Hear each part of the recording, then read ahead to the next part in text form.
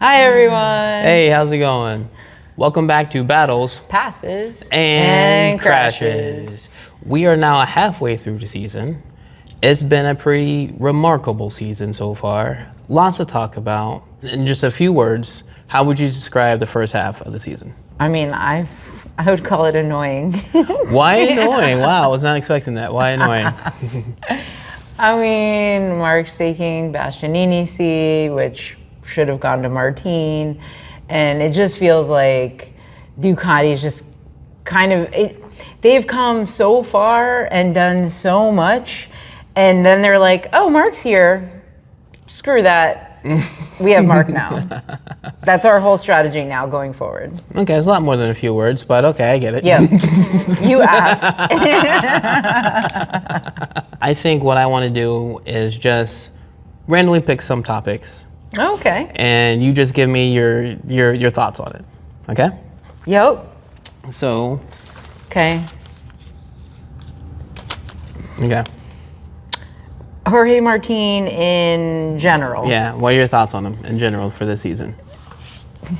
It's like if he had come into the MotoGP grid at any other time than now, I feel like he would be on a very different trajectory.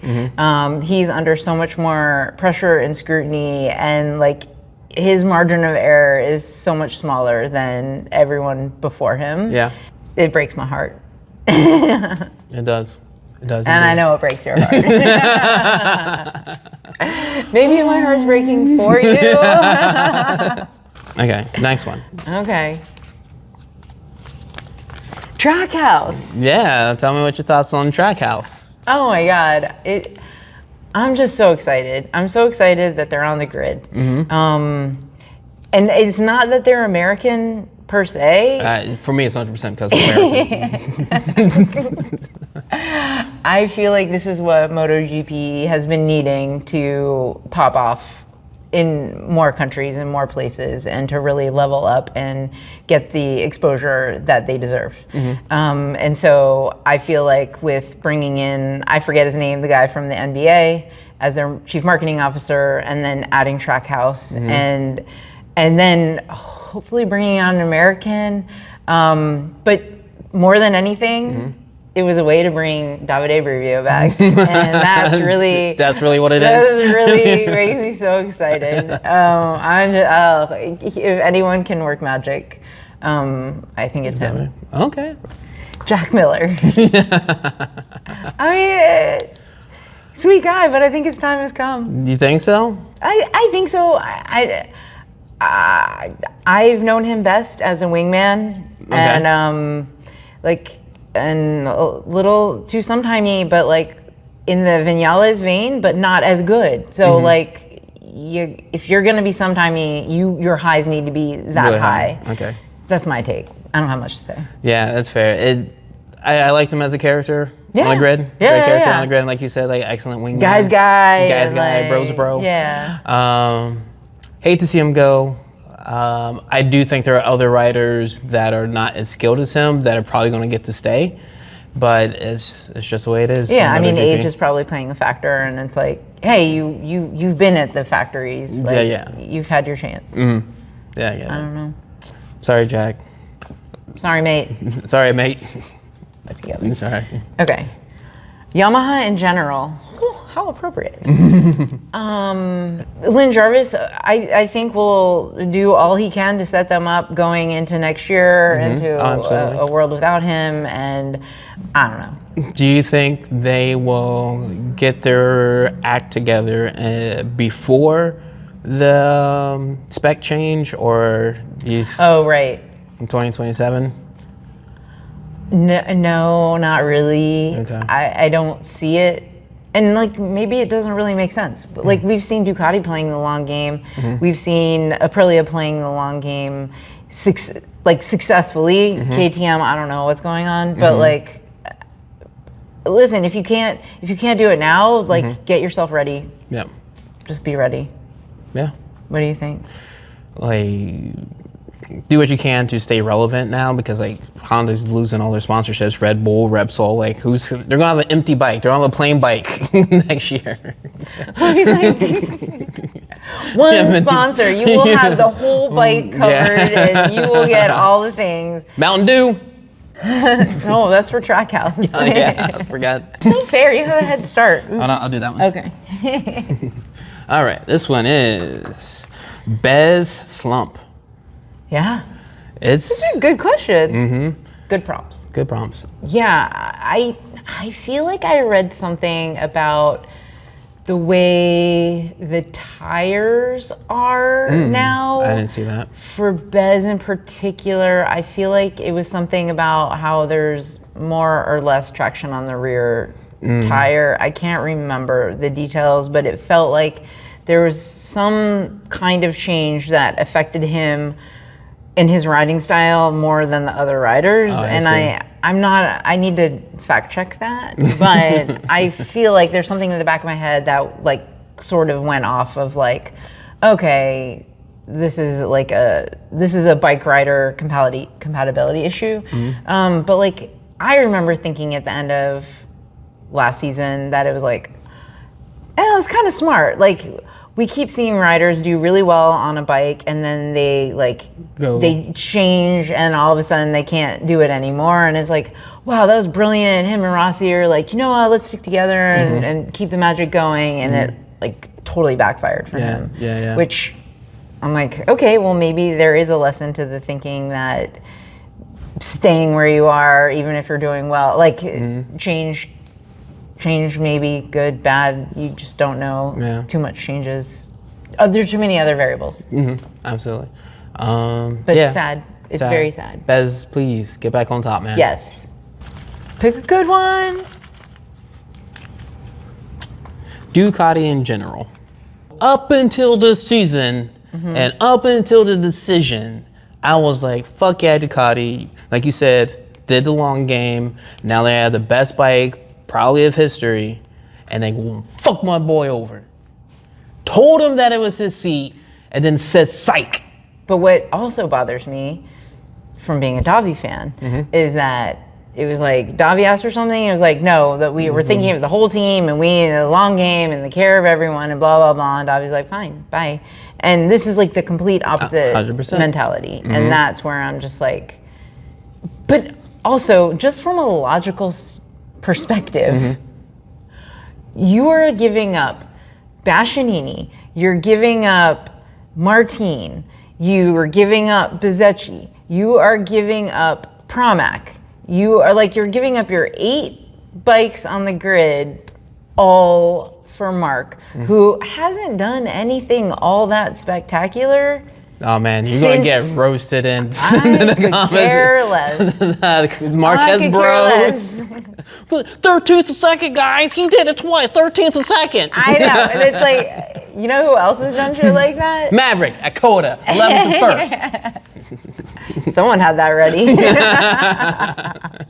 I was thinking Bastianini. No, Bastianini, yeah, absolutely. But yeah, like there's a lot of Acosta has done that. Like there's other. It's people. not unheard of. Yeah, and he has taken those chances and been like, no, I'm not interested. Nope, I'm not interested. Just throw this bike away. And they're all about peace in the garage. And now they're like, here, Bagnaia, here's your new teammate. Yeah, right. If I was Bagnaia, I'd be like, this is what you're fucking giving me? Yeah. I have to fight tooth and nail I gave you 2 championships back to back. And this is how you thank me? Yeah. I mean, here is what I maintain, and I will probably maintain it as long as Mark is on the grid. The worst team to be on is whatever team Mark Marquez is on. Worse than being on Honda is being Mark Marquez's teammate, unless you're his brother. Yeah, there you go. And I do want to go on record. Alex was in second, and Mark was in third. The minute Alex got sight of Mark, he just sat up on his bike, and Mark went right past. That was what I saw. Okay. And he was like, we'll have to play that back. No, seriously. Okay. It was. He might as well have been like, go ahead, brother. Was that Arrested Development? Yeah. Fair. I can see that. But That's my hot take. No, it's a fair take. Absolutely fair. I'm over Gallo.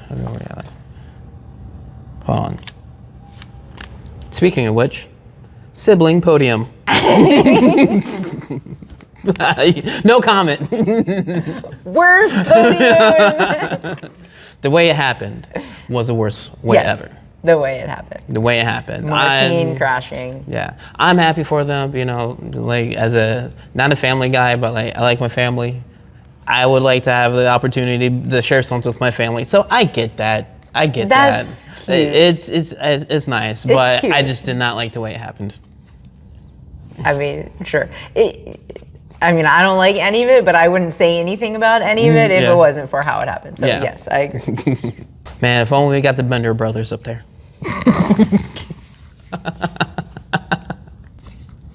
Maverick Vinales, 3 wins on 3 different bikes. I mean, sprints. Oh no, he did. Sorry.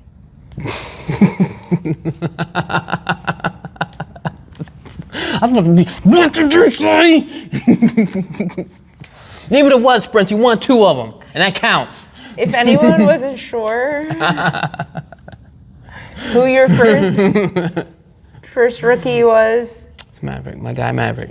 So I like this as his career and the way he won at Coda, being knocked off the line, dropping to 211th, and then winning. Yeah. Badass. So kudos to you, Maverick Top Gun, my guy. Okay. Pedro Acosta. Shark. do. No.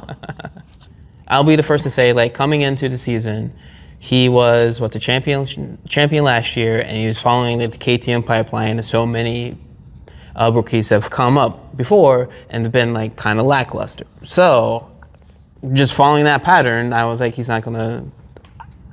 I want to see him race before I make any decisions. Yep. First couple races, he does phenomenally. And to the point, I think in Coda, where I was like, this guy might be a threat to everybody. Mm-hmm. But I don't know if it's like on KTM just being sometimey, because they are very sometimey. I don't know if like something's gotten into him or something like that, or since the start, the other bikes have just like developed much more.